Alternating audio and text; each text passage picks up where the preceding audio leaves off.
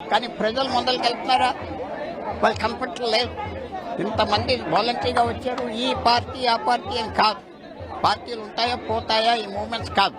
ఈ విషయం utmost seriousness appeal చేస్తున్నాం గవర్నమెంట్ తీసుకుని. ఎడ్యుకేషన్ సిస్టమ్ మీరు చేయలేకపోతే ఇంకొకరికి అప్పచెప్పండి. పరీక్షలే ఫ్రాడ్ అంటే దేశం పునాది పోతారు. అందువల్ల తప్పకుండా ఇంత వేల మందికి వచ్చారు, ఖర్చు పెడతారు, పరీక్ష కూర్చుంటారు, పరీక్ష క్యాన్సిల్ అయిపోతుంది. ఇలాగా డెఫినెట్లీ నేను సపోర్ట్ చేసేది క్లీన్ సిస్టమ్ కావాలి, ప్రభుత్వం వినాలి. ఇప్పటికే సిబిఐ దర్యాప్తు కూడా ఆదేశించడం జరిగింది అనేది చెప్తూ ఉన్నారు. దాంట్లో వచ్చిన తర్వాత మేము చర్యలు ఖచ్చితంగా తీసుకుంటాం. ఒకటి, ఏ ఇతర దేశాల్లో మన దేశం బ్రిటిష్ ప్రభుత్వం మీద వచ్చాం. ఇక్కడంతా ఎక్కడి నుంచో ఆకాశం నుంచి రాలేదు. పార్లమెంటరీ సిస్టంలో మినిస్టర్ తప్పు చేస్తే రిజైన్ చేయాలి, చేసి మళ్ళీ రావు సంవత్సరం 2 సంవత్సరాల తర్వాత.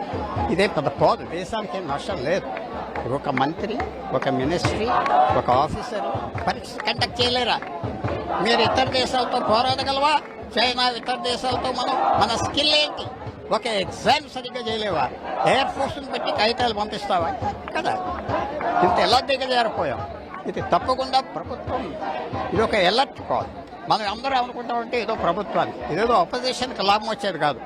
చెప్తున్నా, యంగర్ జనరేషన్ మన తమిళనాడులో ఏం చేశారు? మే 4ని విజయం తీసుకొచ్చారు. 18 సంవత్సరాల నుంచి 40 ఏళ్ళు ఉన్నవాళ్ళు 75% వారికి ఓటేశారు అడగకుండా. అలాంటి మార్పు వస్తుంది. జాగ్రత్త పడకపోతే జాగ్రత్త తీసుకోండి, మార్చండి, చక్కగా చేయవలసిన చర్యలు తీసుకోవాలి. ఇది దేశానికి బలం వస్తుంది. ఇది కనుక చేస్తే యాక్షన్ తీసుకున్నామంటే ఎవడో ఆఫీసర్ని ట్రాన్స్ఫర్ చేసాం సిబిఎస్ఈలో కాదు, స్ట్రిక్ట్ యాక్షన్ ప్రధానమంత్రి గారిని కోరుతున్నాం, చేయాలి.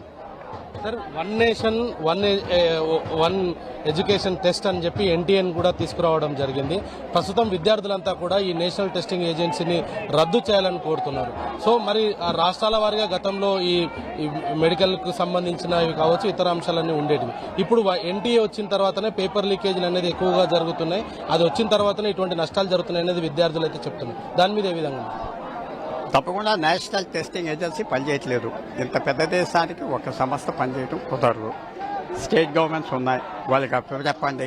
ఒక యూనిఫామ్ ప్లాన్ మీద అప్పచెప్పండి. 1 కోటి మందికి 2 కోట్ల మందికి ఒక పరీక్ష ఏంటి? ఇతర దేశాల జనాభా ఎంత ఉన్నదో తప్పకుండా తప్పులు జరుగుతాయి. సిస్టమ్ మార్చాలి. లోకల్గా స్టేట్ గవర్నమెంట్స్ ఇస్తే తప్పేంటి? వాళ్ళు కూడా ఏంటి పెద్ద మార్పు ఏమొస్తుంది?